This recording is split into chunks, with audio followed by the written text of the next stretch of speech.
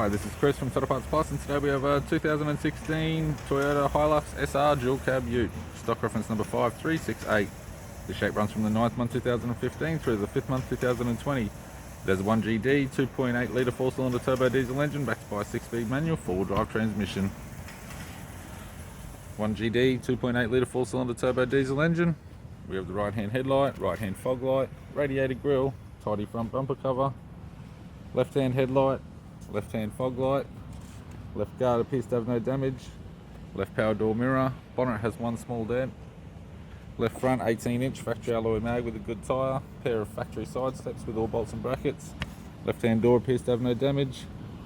left rear 18-inch factory alloy mag with a good tyre,